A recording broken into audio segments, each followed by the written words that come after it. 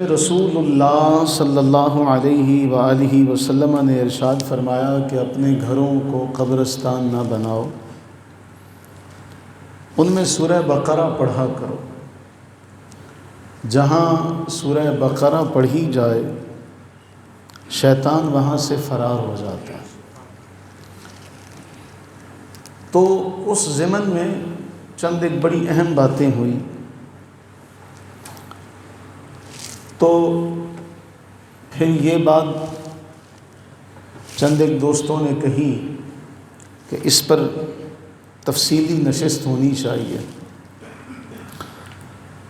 تو شیطان کا جو مکر و فریب کا معاملہ ہے اور اس سے بچنے کا جو قرآنی طریقہ اور نبوی طریقہ، ہم سارے جانتے ہیں جب بھی ہم قرآن کریم کی تلاوت کا آغاز کرتے ہیں تو ہم پڑھتے ہیں اعوذ باللہ من الشیطان الرجیم، کہ شیطان مردود سے ہم پناہ مانگتے ہیں اللہ تعالیٰ کی کہ اے اللہ ہمیں پناہ عطا فرما، اپنی امان عطا فرما، اور ہمیں شیطان مردود کے شر سے، اس کے فتنوں سے، اس کی چالوں سے ہمیں محفوظ فرما۔ سورہ فاطر آیت نمبر 6، ان الشیطان لکم عدو۔ اللہ تعالیٰ نے بہت واضح طور پر فرمایا کہ شیطان تمہارا دشمن ہے، اور آغاز میں لفظ انا ذکر کیا گیا کہ بے شک، اس بات میں کوئی شک نہیں ہے، اس کی دشمنی میں کوئی شک شبہ نہیں ہے، وہ تمہارا دشمن ہے۔ اور مقامات پر بھی قرآن کریم نے واضح طور پر فرمایا اور کہیں کہا کہ وہ عدو مبین ہے، کھلم کھلا دشمن۔ اب قرآن ہم سے مطالبہ کر رہا ہے فاتخذوہ عدوا، جب وہ تمہارا دشمن ہے تو تم بھی اسے دشمن سمجھو، فاتخذوہ عدوا، تم بھی اس کو دشمن سمجھو۔ انما یدعو حزبہ لیکونوا من اصحاب السعیر، کہ وہ تو بلاتا ہے اپنے ہی گروہ کے لوگوں کو، اپنی جماعت کو بھی بلاتا ہے تاکہ وہ جہنم والوں میں سے ہو جائے۔ گویا اس کا بلانا اور اس کی دعوت صرف اور صرف جہنم ہے۔ اگر اس کے راستے پر چلو گے، اس کی بات کو سنو گے، اس سے دوستی رکھو گے، تو وہ اپنی جماعت کو کہاں بلاتا ہے؟ جہنم کی طرف بلاتا ہے۔ تو وہ تو چاہتا ہے کہ اصحاب سعیر ہو جائیں، یہ جہنم کے ساتھی ہو جائیں، جہنم میں چلے جائیں، وہ تو چاہتا ہے۔ امام ابن کثیر رحمہ اللہ نے اس آیت کے تحت جو جملے نقل کیے، فرمایا ثم بین تعالی عداوت ابلیس لابن آدم، اللہ تعالیٰ نے اس آیت میں واضح طور پر ابلیس کی دشمنی کو بیان کیا جو ابن آدم سے وہ رکھتا ہے۔ لگی لپٹی بات نہیں رکھی، واضح انداز میں صاف صراحتاً فرمایا کہ وہ تمہارا دشمن ہے۔ جب وہ تمہارا دشمن ہے تو فعادوا انتم اشد العداوہ وخالفوہ وکذبوہ فیما یغرکم بھی، تو تم بھی اس سے شدید دشمنی رکھو، اس کو جھٹلاؤ، اس کی مخالفت کرو، کیوں؟ وہ تمہیں دھوکے میں ڈالتا۔ اور یہاں پھر ابن کثیر رحمہ اللہ پر اللہ کروڑہ رحمتیں نازل فرمائے، اس آیت کی تفسیر میں امام ابن کثیر دعا مانگتے ہیں فَنَسْأَلُ اللَّهَ الْقَوِيَّ الْعَزِيزَ۔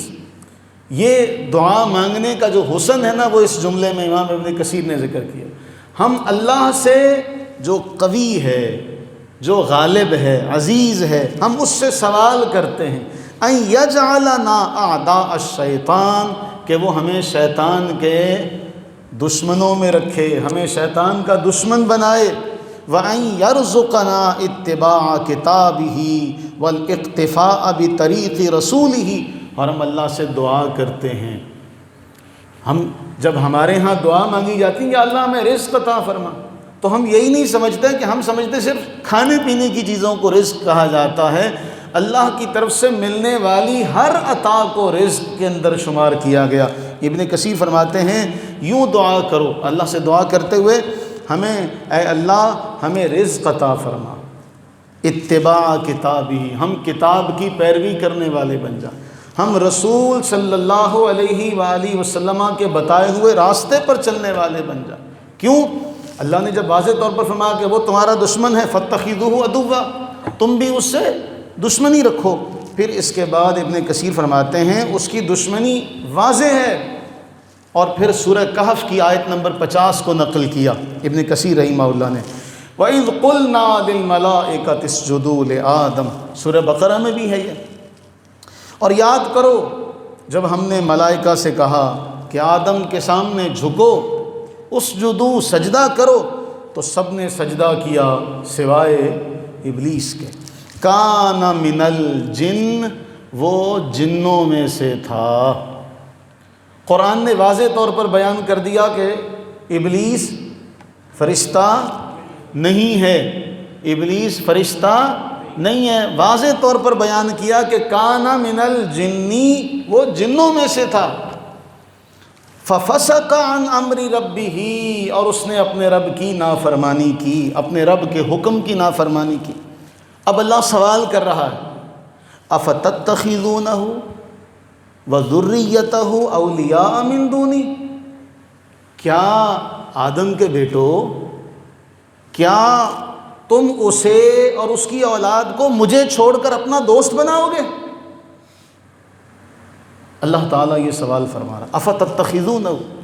اب یہ ایک ایک بندے سے سوال ہے، ایک ایک محمدی سے سوال ہے، ایک ایک امتی سے سوال ہے۔ اللہ تعالیٰ اسے فرما رہا ہے افتتخذونہ، مخاطب کرتے ہوئے، لیکن افسوس اس بات پر ہے کہ اس کو پتہ ہی نہیں کہ اس سے اللہ تعالیٰ جل وعلا اتنا اہم خطاب فرما رہا ہے۔ افتتخذونہ، اللہ فرما رہا ہے پھر کیا تو اس کو دوست بنائے گا، اس کی اولاد کو دوست بنائے گا مجھے چھوڑ کر، حالانکہ وہ تیرا دشمن ہے۔ وَهُمْ لَكُمْ عَدُوٌّ، پھر فرمایا بئس للظالمین بدلا، ظالموں کے لیے کتنا برا رستہ ہے۔ اس کے بعد امام ابن کثیر نے جو جملہ لکھا، اس جملے کی لطافت کو، اس کی شیرینی اور اس کی حلاوت کو کوئی ہی سمجھ سکتا، ہر کہو ماں اس کو نہیں سمجھ سکتا، جان نہیں سکتا۔ اور امام ابن کثیر کہتے ہیں تحت ھذا الخطاب، بعض علماء کہتے ہیں یہ جو خطاب ہے نا افتتخذونہ، کہ جب ہم نے کہا ملائکہ سے کہ آدم کو سجدہ کرو، سب نے سجدہ کیا، ابلیس نے انکار کر دیا، تکبر کیا، تو کیا تم اس کو اور اس کی اولاد کو دوست بناؤ گے مجھے چھوڑ کر، حالانکہ وہ تمہارا دشمن ہے؟ امام ابن کثیر کہتے ہیں بعض علماء کہتے ہیں یہ پیار سے ڈانٹا جا رہا ہے، یہ پیار سے ڈانٹا جا رہا ہے۔ کہا تحت ھذا الخطاب نوع لطیف من العتاب، اللہ کے اس جملے کو کوئی سمجھے، اس محبت کو کوئی سمجھے کہ اللہ تعالیٰ کس محبت سے یہ فرماتے ہیں کہ تو اس کو دوست بناتا ہے مجھے چھوڑ کر، حالانکہ وہ تو تیرا دشمن ہے۔ ابن کثیر کہتے ہیں گویا اگلا جملہ انما عادیت ابلیس من اجل ابیکم ومن اجلکم، اللہ فرماتے ہیں انما عادیت، وہ میں نے تو اس کو اس لیے برا سمجھا، اس لیے اس سے دشمنی کی کہ وہ تمہارے ابا کا اور تمہارا دشمن ہے۔ اللہ فرما رہے ہیں انما عادیت، مفسرین کہتے ہیں کہ اس جملے میں کہا یہ جا رہا ہے کہ میں نے تو اس لیے اس سے دشمنی رکھی کہ وہ تمہارے باپ کا دشمن ہے، تمہارا دشمن ہے، تو پھر جو تمہارے باپ کا سگا نہیں ہے، تمہارا سگا نہیں ہے، تو پھر وہ اس لائق کیسے ہیں کہ اس سے دوستی کی جائے؟ اور اس کے مقابلے میں میری دوستی کو چھوڑ کر تم اس کی دوستی کو اپنے لیے منتخب کرتے ہو۔ تمہیں تو چاہیے تھا کہ اس کے ساتھ دشمنی رکھتے، اس کی مخالفت کرتے، اس کی بات نہ مانتے۔ تو ایک بات ہو رہی تھی کلاس میں پڑھاتے پڑھاتے، قرآن کریم فرما رہا ہے کہ انبیاء کا تذکرہ کرنے کے بعد اللہ تعالیٰ جل وعلا نے فرمایا یہ وہ لوگ ہیں، انبیاء کی جماعت، یہ وہ لوگ ہیں جب ان کے سامنے قرآن پڑھا جاتا ہے، اللہ کی کتاب کی تلاوت کی جاتی ہے تو قرآن کے الفاظ بڑے اہم ہیں۔ قرآن فرما رہا ہے یہ سجدے میں گر جاتے ہیں، صرف سجدے میں نہیں گرتے، روتے ہوئے سجدے میں گرتے۔ اور سیدنا عمر فاروق رضی اللہ تعالیٰ عنہ نے جب وہ آیت سجدہ پڑھی نا تو سجدہ کر دیا، سجدہ تلاوت ہے، سجدہ کر لیا، فرمایا سجدہ تو ہو گیا، رونا، سجدہ تو کر لیا، اب رونا کہاں سے آئے گا؟ تو گویا ہم سے مطالبہ کیا جا رہا ہے کہ جب قرآن پڑھا جائے، جب ایسی کوئی آیات آئیں تو اللہ سے مانگو، گڑ گڑاؤ، لیکن یہ تب ممکن ہوگا جب کسی کو قرآن سمجھ میں آئے گا۔ جب کسی کو قرآن سمجھ میں نہیں آئے گا تو وہ روئے گا کیسے؟ اس کا یہ مطلب نہیں ہے کہ ہمارے لوگ، میں نے کلاس میں بھی ذکر کیا، اس کا یہ مطلب نہیں کہ ہم سخت طبیعت کے ہیں، ایسا نہیں ہے، ہم تو انتہائی نرم طبیعت کے، خاص طور پہ ہمارا خطہ یہ تو انتہائی نرم، یہ تو ہماری قوم روتی ہے، کوئی نعتیہ کلام سن لے اس پر رو پڑتے، ہمارے علاقے کے، ہمارے خطے کے لوگ گانا سنتے ہوئے بھی رو پڑتے ہیں، کوئی ڈرامہ فلم دیکھیں گے تو اس کے اندر کوئی ایسا سین آئے گا اس کو دیکھ کے رو پڑیں گے۔ اس کا مطلب ہوا کہ طبیعت میں سختی نہیں ہے، طبیعت میں نرمی ہے۔ فرق یہ ہے، قصور یہ ہے، بدقسمتی یہ ہے کہ قرآن سمجھ میں نہیں آتا، ورنہ اگر قرآن کسی کو سمجھ میں آتا ہو تو جہاں اللہ تعالیٰ قرآن میں فرما رہا ہے وَاتْلُ عَلَيْهِمْ نَبَأَ ابْنَيْ آدَمَ بِالْحَقِّ، اے محبوب ان کے سامنے واقعہ سنائیے آدم کے دو بیٹوں کا۔ اب آدم کے دو بیٹوں کا تذکرہ ہوتا ہے، اب وہ کیا کہتا ہے لَئِن بَسَطْتَ إِلَيَّ يَدَكَ لِتَقْتُلَنِي مَا أَنَا بِبَاسِطٍ يَدِيَ إِلَيْكَ لِأَقْتُلَكَ إِنِّي أَخَافُ اللَّهَ۔ جب ہمیں یہ پتہ ہوگا ایک بھائی نے دوسرے بھائی کی طرف ہاتھ بڑھایا تو چھوٹے نے کہا میں تیری طرف ہاتھ نہیں بڑھاؤں گا، میں تجھ پر جوابی وار نہیں کروں گا، میں چاہتا ہوں کہ تو مجھے قتل کرے اور میرے گناہ کا بوجھ اٹھائے، اس لیے کہ میں اللہ سے ڈرتا ہوں۔ جب یہ ترجمہ اس کسی کو سمجھ میں آئے گا کہ بھائی بھائی کو مارنے کے لیے تیار ہو گیا تو کیا پڑھتے ہوئے رونا نہیں آئے گا؟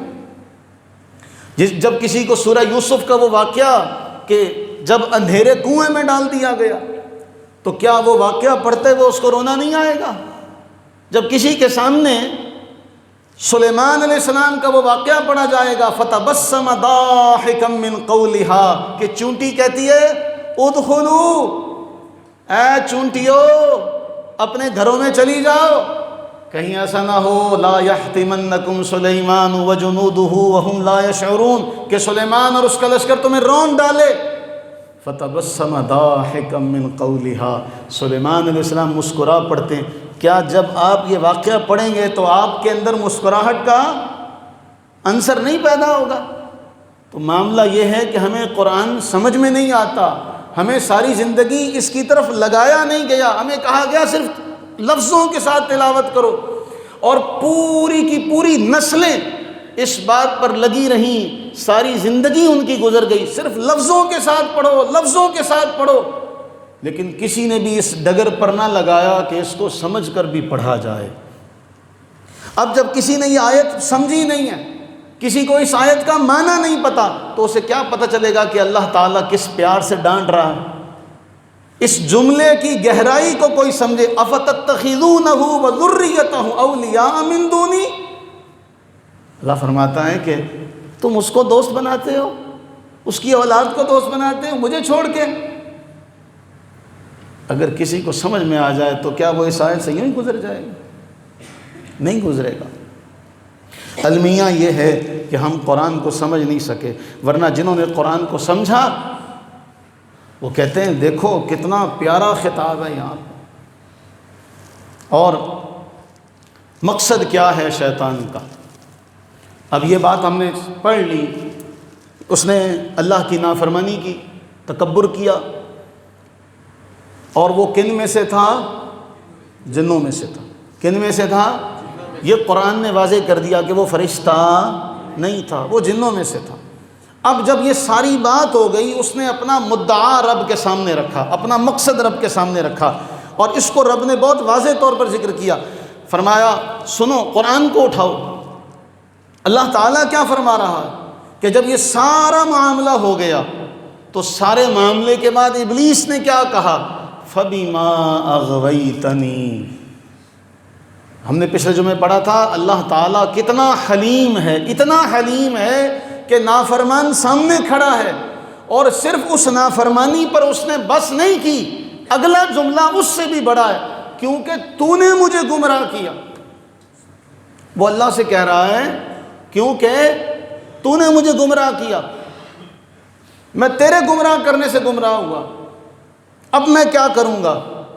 لَأَقْعُدَنَّ لَهُمْ صِرَاطَكَ الْمُسْتَقِيمِ۔ لَأَقْعُدَنَّ، اس میں دو تاکیدیں ہیں، کاش کہ اس جملے کو ہم سمجھیں۔ کسی کی تاک میں بیٹھنا، گھات لگا کے بیٹھنا، کسی کی ٹو میں رہنا، وہ کہتا ہے اے باری تعالیٰ چونکہ تو نے مجھے گمراہ کیا، میں اب ان تیرے بندوں کے راستے پر گھات لگا کے، تاک لگا کے، میں وہاں ناکا لگا کے بیٹھوں گا، میں وہاں ناکا لگا کے بیٹھوں گا۔ کیوں؟ ثم لآتینہم، میں آؤں گا کہاں سے؟ من بین ایدیہم ومن خلفہم، میں ان کے آگے سے آؤں گا، میں ان کے پیچھے سے آؤں گا، میں ان کے دائیں سے آؤں گا، میں ان کے بائیں سے آؤں گا۔ اے باری تعالیٰ چونکہ تو نے مجھے گمراہ کیا، معاذ اللہ ثم معاذ اللہ، اب میں تیرے ان بندوں کے صراط مستقیم پر گھات لگا کے، ناکا لگا کے بیٹھوں گا، کسی کو گزرنے نہیں دوں گا۔ کہاں بیٹھے گا؟ کہاں بیٹھے گا؟ اونچی، کہاں بیٹھے گا؟ اس نے کہا لَأَقْعُدَنَّ لَهُمْ صِرَاطَكَ الْمُسْتَقِيمِ، میں تیرے بندوں کے اس راستے پر جو مستقیم ہے، میں ناکا لگا کے گھات میں بیٹھوں گا۔ اور اس کے بعد اس نے کیا کہا؟ چاروں سمتوں سے آؤں گا، آگے سے بھی، پیچھے سے بھی، دائیں سے بھی، بائیں سے بھی۔ اب اس نے اپنا مقصد واضح طور پر ذکر کر دیا کہ نہیں؟ وہ کس کام سے روکے گا؟ سیدھے راستے سے۔ آپ پوری زندگی اپنی دیکھیں، پوری زندگی دیکھیں، اور پوری زندگی میں دنیا کے تمام لوگوں کا مشاہدہ کر کے دیکھیں، برائی کا کام کرنے پر کوئی روکے گا نہیں، کوئی رکاوٹ نہیں آئے گی، کوئی روکے گا، کوئی بھی نہیں روکے گا، کوئی رستہ نہیں بلاک کرے گا۔ جہاں آپ نیکی کا کام کرنے کا، نیک کام کرنے کا اعلان کر دیں، وہاں آپ کے ہزاروں دشمن کھڑے ہو جائیں گے۔ آپ برائی کرنے لگیں تو آپ کے لیے رستے خود بخود کھلتے چلے جائیں گے، لیکن یہ یاد رکھیے قرآن کریم فرما رہا ہے وَمَن يَتَّقِ اللَّهَ، جو اللہ سے ڈرتا ہے، يَجْعَلْ لَهُ مَخْرَجًا، پھر اللہ اس کے لیے نکلنے کے ایسے رستے بناتا ہے، وَيَرْزُقْهُ، اور اس کو وہاں سے روزی دیتا ہے جہاں سے اس کے گمان میں بھی نہیں ہوتا۔ پہلے اللہ کے بندے بنو، اس مقام پر پہنچو۔ جناب واصف علی واصف نے فرمایا پہلے یوسف علیہ السلام کی اقتدا میں اس دعوت گناہ دینے والی عورت کو جھٹکو، پھر بھاگو تو تمہارے لیے سارے کے سارے راستے، تالے، دروازے ایک ایک کر کے کھلتے چلے جائیں گے۔ تو اس نے کہا میں آؤں گا ان کے دائیں سے، بائیں سے۔ اور اس کے تحت امام ابن کثیر نے لکھا، سنو سامنے سے آنے کا معنی کیا ہے؟ اُشَکِّکُہُم فی آخرتہم، شک میں ڈالے گا۔ موت کے بعد کوئی زندگی نہیں ہے، یہ شک ڈالے گا۔ موت کے بعد کوئی زندگی نہیں، ابھی تو تیری بڑی عمر پڑی ہے، ابھی تو کہاں مرنے والا، ابھی تو بہت جیے گا، ابھی تیری بڑی زندگی ہے۔ اُشَکِّکُہُم فی آخرت، آخرت کے بارے میں شکوک و شبہات میں ڈالے گا۔ پھر پیچھے سے آئے گا تو کہے گا دنیا کی طرف چل، چھوڑ ان چیزوں کو، صراط مستقیم پر کیا کرنا، ارے دنیا کماتے ہیں، دنیا کی طرف راغب کرے گا۔ زُيِّنَ لِلنَّاسِ، قرآن فرما رہا آراستہ کر کے دکھائی گئی۔ یہ کھیل تماشا وہ کہے گا اس کی طرف راغب ہو، دنیا کی طرف متوجہ ہو۔ پھر جب دائیں سے آئے گا دین کے معاملات میں شبہ ڈالے گا، نمازیں کہاں ہیں، اور روزے کس لیے رکھنے، تو بیمار ہو جائے گا، تو مر جائے گا، روٹی نہیں کھائے گا تو مر جائے گا، شکوک و شبہات میں ڈالے گا۔ جب بائیں سے آئے گا کہے گا کوئی نہیں، یہ گناہ کی خیر ہے، ان گناہوں سے کیا ہوتا ہے، پھر توبہ کر لیں گے۔ اب وہ چاروں طرف سے آئے گا۔ اللہ تعالیٰ نے یہ بھی بتا دیا کہ دشمن کون ہے، یہ بھی بتا دیا اس کی دشمنی کے راستے کون سے ہیں، وہ بھی بتا دیے، وہ دشمنی کس کس راستے سے کرے گا، کس کس راستے سے حملہ کرے گا، قرآن نے وہ بھی بیان کر دیا۔ کوئی چیز رہنے تو نہیں دی کہ جی اللہ نے یہ بیان نہیں کیا ہو، یہ بتایا نہیں ہے، یہ رہنے دیا۔ عقیدے پر حملہ، اب وہ جو اس کے دائیں بائیں سے آگے پیچھے سے آنے کا معاملہ۔ پہلا معاملہ صحیح بخاری کی حدیث نمبر ہے 3276، ہم نے اس سے پہلے پڑھی ہے روایتیں۔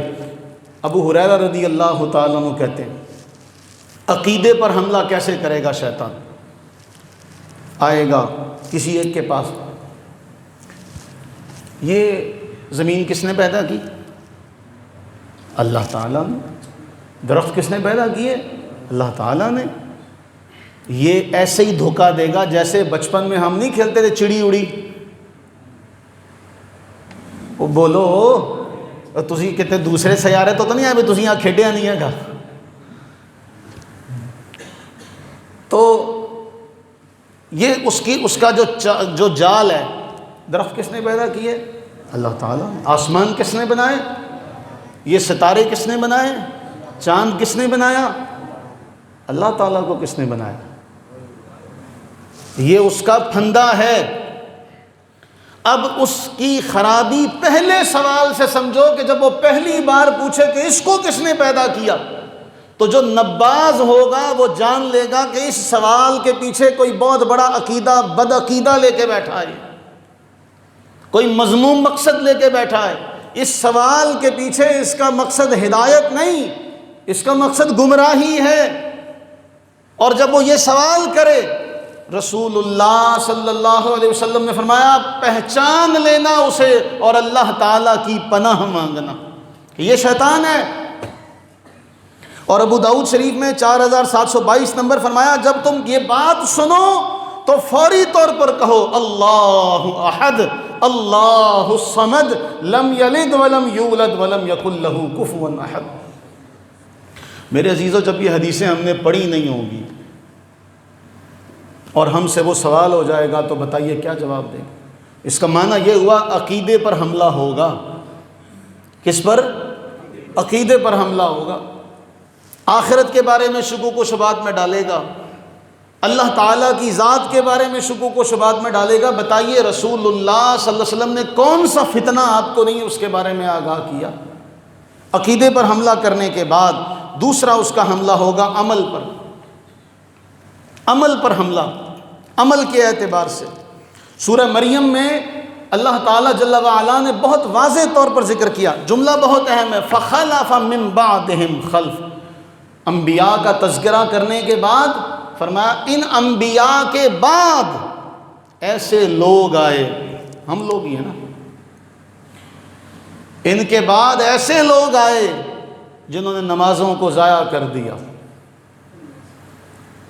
اضاعوا الصلاۃ، قرآن کا فرمان ہے، ایسے ناخلف، ایسے ناقدرے، نکمے، ناکارہ ہم جیسے، قرآن فرما رہا ہے انہوں نے نمازوں کو ضائع کر دیا، اپنی خواہشات کی ادائیگی میں، خواہشات کی تکمیل میں لگ گئے۔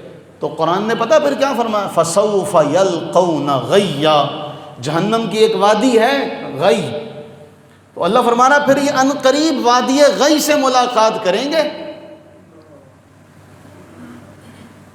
دو باتیں یہاں پر ہوئیں، انہوں نے اپنی نمازوں کو ضائع۔ اب میں دو بڑے اہم سوال آپ سب سے کروں گا۔ نمازوں کو ضائع کرنے کے بارے میں مفسرین نے دو باتیں لکھی۔ پہلی بات، کبھی بھی شیطان مسلمان کو یہ نہیں کہتا نماز چھوڑ دے، کیونکہ نماز نہیں چھوڑے گا ایسے کوئی بھی. وہ کیا کہتا ہے؟ پڑھ لیں گے. کوئی نہیں، پڑھ لیں گے، ابھی بڑا ٹائم پڑا، ابھی بڑا وقت پڑا. آپ کسی کو کہیں، آپ معاشرے میں جا کے دیکھیں، کسی کو کہیں یار نماز وہ صبح سے پڑھوں گا، جس کی صبح پڑھنی ہے ابھی بھی تو اسی کی ہے. میں جمعے سے پڑھوں گا، وہ جمعہ جس رب کا ہے باقی دن بھی تو اسی رب کے ہیں. فجر جس رب نے تم پر لازم کی، مغرب عشاء بھی تو اسی رب کی ہے. لیکن ہم ضائع کرنے کے دو طریقے، ایک تو یہ ہے کہ سستی سے ٹال مٹول کرنا، وقت سے گزار کر اس کو ادا کرنا. دوسرا یہ کہ اس کو بالکل ہی ادا نہ کرنا، نمازوں کو ضائع کر دیا. اب میں جو سوال آپ سے کرنے لگا ہوں، ہم سارے جانتے ہیں زوال کے وقت کوئی نماز، بولیے ہوں بولو سوال تھڈے نال، زوال کے وقت تو جڑے ویاؤن جاندے آ، اب میرے کو ڈنڈا ہوئے اس ٹائم میں اتنے ہوا، ڈنڈے مار مار انہوں نے باہر کھڑی، پتہ نہیں کون سے کسی اور خلائی وہ خطے پر رہتے ہیں کہ وہ دنیا میں نہیں رہتے، اور ان کے جتنے ساتھ میں براتی سارے کے سارے نکمے ناکارہ بے وقوف قسم کے لوگ، جن کسی مسلمان کو نہیں پتا کہ یہ زوال کا ٹائم ہے. آپ آج بھی کسی سے پوچھا لو جی زوال کنے میں شروع ہوندا، دسو، اکثریت کہے گی جی زوال 12 بجے شروع ہوتا. اس مسلم امہ کی بے حسی اور بے بسی اور بے کسی اور یتیم العلمی کا عالم یہ ہے کہ نبی سرور عالم صلی اللہ علیہ وسلم، وہ نبی جس نے آپ کو طہارت کا طریقہ تک بتایا، جائے طہارت میں جانے کے آداب تک بتائے، آج اس نبی آخر الزمان کی امت کی بے بسی کا، یتیم العلمی کا عالم یہ ہے، انہیں یہ نہیں پتا کہ زوال کا وقت کب شروع ہوتا. کئی نکمے ایسے ہوں گے وہ کہیں گے رات کو بھی زوال ہوتا ہے. چلیں اس کو سائڈ پہ رکھیں. فجر کی نماز کے بعد سب جانتے ہیں، آپ سارے میری اس بات کو بڑی گہرائی سے سوچیے گا، اللہ دے حضور پیش ہو کے جان چھیتی نہیں جائے چھٹنی، ایس پلے کھج نہ رہی ہو.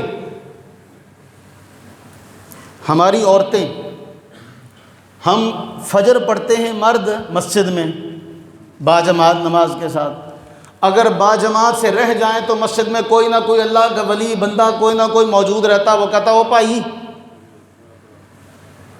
کیا ہے، مکروہ وقت ہے، نماز نہ پڑھ، سورج نکل رہا ہے.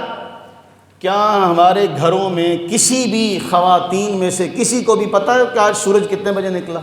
چلو انہوں نے تو چھڈو، تاڑے جو کوئی دس دے.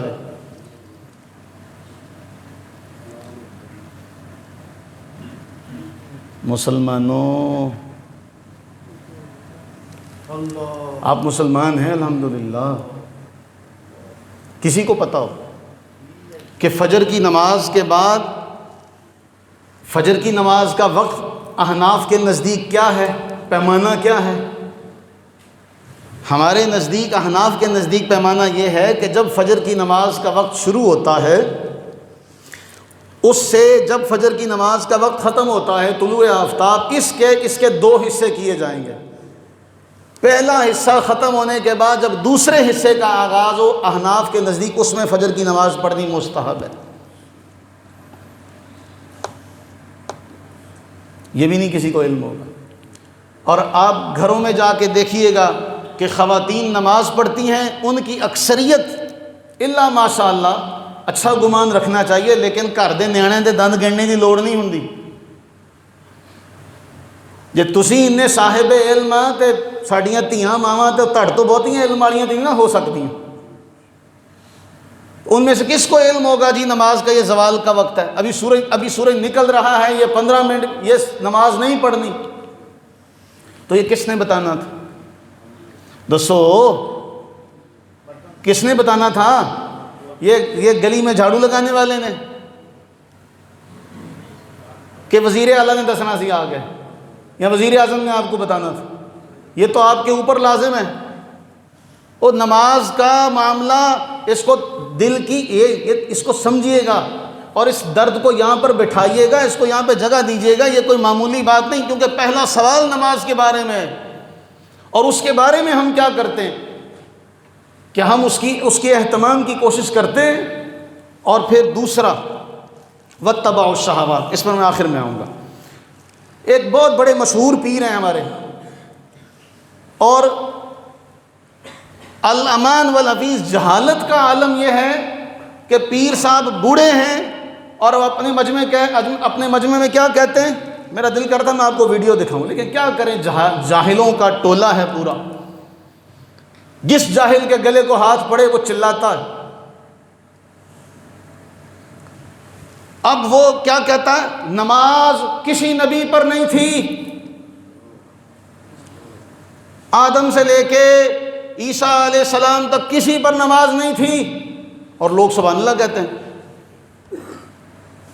میں قرآن آپ کے سامنے رکھتا ہوں، دیکھیے، سیدنا موسیٰ علیہ السلام پر جب وحی نازل ہوئی تو موسیٰ علیہ السلام کو اللہ تعالیٰ جل وعلا نے کیا فرمایا، اے موسیٰ اننی انا اللہ، اے موسیٰ میں اللہ تعالیٰ، لا الہ الا انا فاعبدنی، میرے سوا کوئی معبود نہیں، لہذا تو میری عبادت کر، وَأَقِمِ الصَّلَاةَ لِذِكْرِي، اور نماز کو میری یاد کے لیے قائم کر۔ حضرت موسیٰ علیہ السلام، ابراہیم علیہ السلام، رب اجعلنی مقیم الصلاۃ ومن ذریتی، اے میرے رب مجھے بھی نماز قائم کرنے والا بنا اور میری اولاد کو بھی۔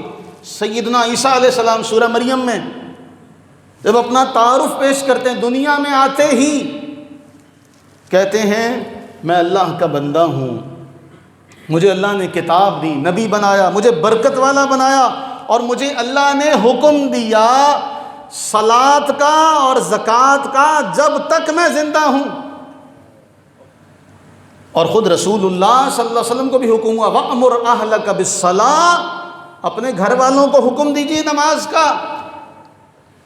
او بھائی، یہ کہاں جاہل لیے جا رہے ہیں کہ کسی نبی پر نماز نہیں تھی، ان کے طریقے الگ الگ تھے، لیکن نماز سب انبیاء کے ہاں رہی ہے۔ یہ نہیں ہے کہ ان کے ہاں نماز نہیں تھی، صلاۃ کا اپنا اپنا طریقہ کار ہو سکتا ہے، مختلف ہو۔ اللہ تعالیٰ حضرت مریم کو فرما رہے ہیں، یا مریم اقنتی لربکی واسجدی وارکعی، اے مریم جھکو اپنے رب کے لیے، سجدہ کرو اور رکوع کرو۔ تو جو قرآن سے جاہل ہو وہ یہی کہے گا جی نہیں نہیں، پچھلے انبیاء پر نماز نہیں تھی۔ یہ بھی آپ کے معاملات پر حملہ ہے، اخلاق پر حملہ۔ حدیث پاک میں آتا، صحیح بخاری میں، دو آدمی لڑ رہے تھے، ایک آدمی بڑا غصے سے اس کا چہرہ سرخ ہو گیا، رسول اللہ صلی اللہ علیہ وسلم نے فرمایا میں ایک ایسا کلمہ جانتا ہوں، یہ کہہ دے اس کا غصہ چلا جائے گا، میں ایک ایسا کلمہ جانتا ہوں، میں ایک ایسا جملہ جانتا ہوں جو یہ کہہ دے تو اس کا غصہ چلا جائے گا۔ جب اسے کہا گیا، اور اللہ کے رسول صلی اللہ علیہ وسلم یہ فرما رہے ہیں، حضور نے فرمایا تھا یہ کہہ دے اعوذ باللہ من الشیطان الرجیم۔ عقائد پر بھی حملہ، عبادات پر بھی حملہ، آپ کے اخلاق پر بھی حملہ، پھر آپ کے خاندانی نظام پر حملہ۔ حدیث پاک میں آتا ہے کہ شیطان اپنا پانی کے اوپر تخت بچھاتا ہے، کیا کر کے آئے ہو، اپنے چیلوں سے پوچھتا تم نے کیا کیا، تم نے کیا کیا، تم نے کیا۔ ایک کہتا ہے میں آج میاں بیوی میں جدائی کروا کے آیا ہوں۔ تو رسول اللہ صلی اللہ علیہ وسلم فرماتے ہیں، وہ کہتا ہے تو نے بہت اچھا کیا، تو میرا نائب ہے۔ عقائد پر بھی حملہ، عبادات پر بھی، آپ کے اخلاق پر بھی، آپ کے خاندانی نظام پر بھی حملہ۔ کون کرتا ہے؟ شیطان۔ اور جب اسے کہا گیا کہ اللہ کے رسول فرما رہے ہیں تو اعوذ باللہ من الشیطان الرجیم پڑھ لے تیرا غصہ دور ہو جائے، اس نے کہا میں کو پاگل ہوں؟ اس نے کہا میں کوئی پاگل ہوں؟ محدثین فرماتے ہیں غصے میں انسان یہ بھی بھول جاتا ہے کہ یہ مجھے بھلائی کی بات کر رہا ہے، یہ مجھے فائدے کی بات کر رہا ہے، وہ اس کو بھی اپنا دشمن سمجھتا۔ اب ان سارے حملوں کے بعد معاشرتی حملہ، قرآن فرماتا ہے الشیطان یعدکم الفقر، معاشرے کے اعتبار سے تمہیں ڈراتا ہے فقر سے، تمہیں حکم دیتا ہے بے حیائی کا۔ اللہ تم سے وعدہ کرتا ہے مغفرت کا اور فضل کا۔ کتنے حملے ہو گئے؟ پہلا عقائد پر، دوسرا عبادات پر، تیسرا آپ کے اخلاق پر، چوتھا خاندان پر، پانچواں معاشرت پر۔ وہ ہر ایک کو ڈراتا ہے، خرچ کرو گے نادار ہو جاؤ گے، غریب ہو جاؤ گے۔ جس طرح بھی ہم نے پہلے کہا کہ اس نے کیا کہا تھا، میں ان کے لَأَقْعُدَنَّ لَهُمْ صِرَاطَكَ الْمُسْتَقِيمِ، یا اللہ جو رستہ تیری طرف آتا ہے میں اس راستے پر، میں ان کو تیرے راستے پر چلنے، میں تیرے راستے پر چل کر تیری طرف ان کو آنے۔ اب وہ روکے گا، جو گناہ کا کام کریں کوئی نہیں روکے گا، آپ گناہ کا کام کریں کوئی نہیں روکے گا، آپ کو مددگار معین سارے مل جائیں گے۔ لیکن جہاں آپ خیر کے کام میں آئیں گے، اچھا کیسی بات ہے کہ نیکی کے کام میں جو ڈراتا ہے، برائی کے کام میں وہی لوگ خرچہ کر رہے ہوتے، یعنی وہی شیطان جو انہیں نیکی سے روکتا ہے برائی پر انہیں اکساتا ہے۔ وہ لوگ برائی کرتے ہوئے کبھی نہیں سوچیں گے کہ ہم مفلس ہو جائیں گے، ہم غریب ہو جائیں گے۔ اس کی آپ نے سادہ سی مثال لینی ہے تو میں اس کی سادہ سی مثال، موسم ہے، آپ شادیوں کے معاملے میں چلے جائیں۔ یہ جتنے ہمارے نوجوان طبقہ ہے، یہ فہم اور عقل سے عاری جو نوجوان ہیں، ان کی جتنی بھی اکثریت ہے، کسی کی شادی ہو تو وہاں پہ کیا ہوتا ہے؟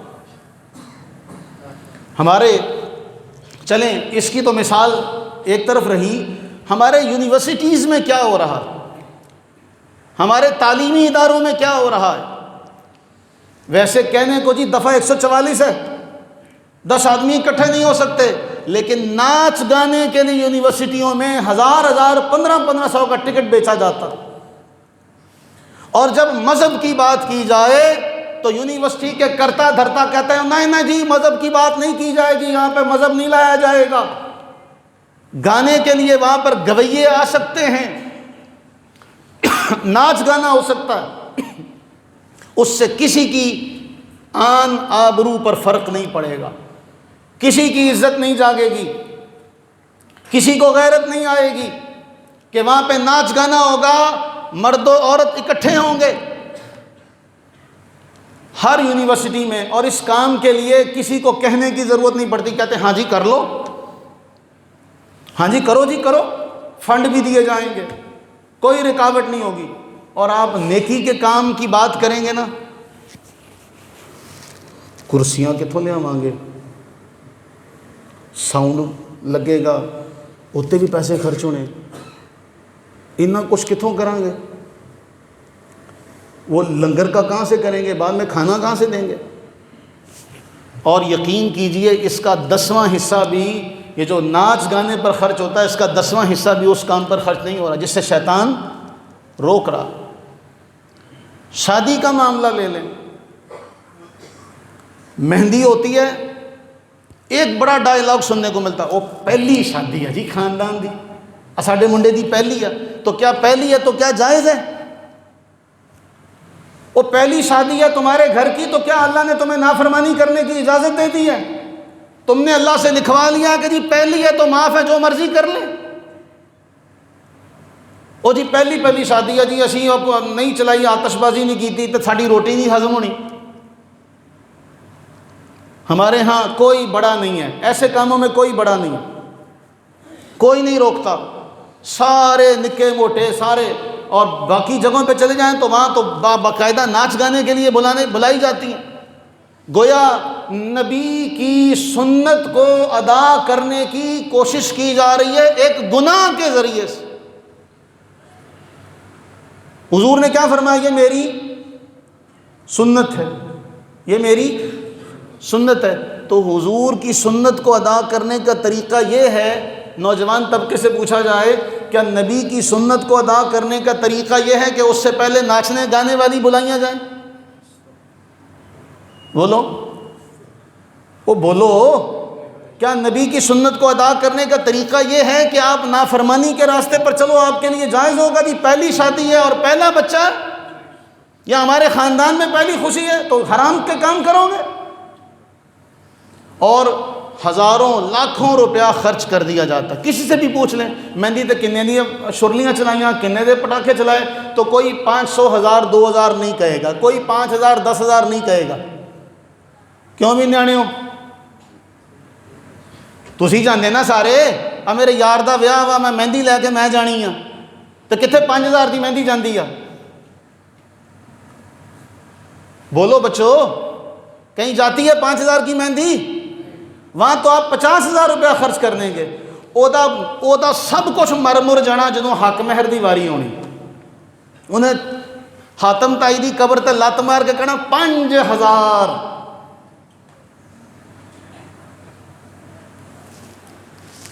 کتنا؟ 5000 حق مہر رکھو شرعی۔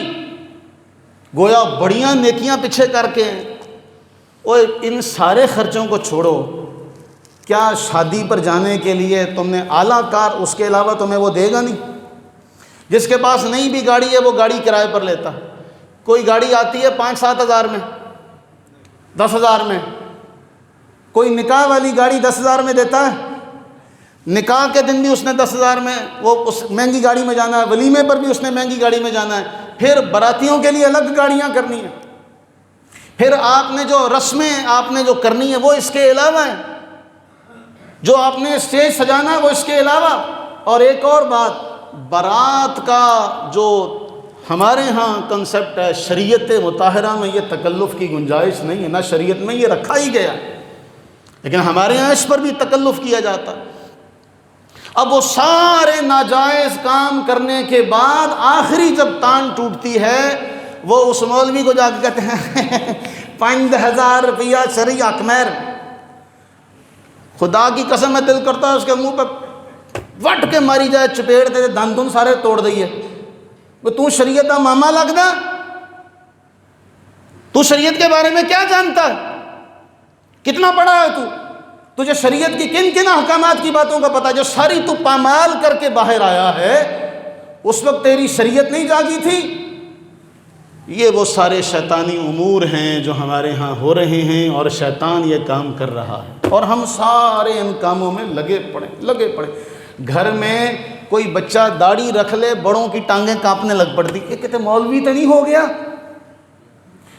ہاں، یہ کہتے مولوی تو نہیں بن گیا؟ تو پتہ کرو کہتے مسیحتے تو نہیں جان لا پیا۔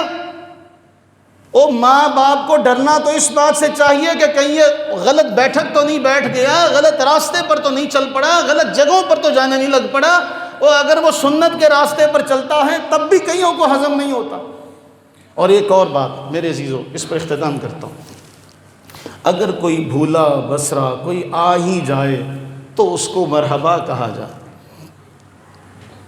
اس کو گلے لگایا جائے، جس طرح اللہ تعالیٰ کی رحمت کرتی ہے، وہ اس کو پتہ ہے کوئی اس کا رب ہے۔ اللہ فرماتا ہے دیکھو فرشتوں یہ آ گیا، جب یہ آ گیا تو گواہ ہو جاؤ میں نے اس کو بخش دیا۔ اللہ تعالیٰ یہ اعلان کرے اور نمازی دیکھتے ہیں تو کتنے ہیں؟ تسی بھی؟ تو یہ رویہ بھی ہمارا درست، دین اجنبی ہو جائے گا، بس یہ ساری بات ہے۔ تو آپ یہ دیکھیے کہ قرآن نے تو ہمیں نہیں چھوڑا تھا تنہا، قرآن نے تو واضح طور پر فرمایا وہ تمہارا دشمن ہے، فاتخذوہ عدوا، تم بھی اس سے دشمنی رکھو۔ تو آج آپ اللہ کے گھر بیٹھے ہیں تو کون کون اللہ سے یہ توفیق مانگتا ہے اور اس بات کا عہد کرتا ہے کہ میں اللہ کے اس حکم پر عمل کرتے ہوئے شیطان سے دشمنی رکھوں گا؟ کرتے نا عہد؟ اور ہر وہ کام جس سے شیطان خوش ہو ہم نے وہ نہیں کرنا، بلکہ ہر وہ کام جس سے رحمان خوش ہو، اس کا محبوب خوش ہو، اللہ تعالی ہمیں وہ کام کرنے کی توفیق عطا فرمائے۔ آمین ثم آمین وما علینا الا البلاغ المبین۔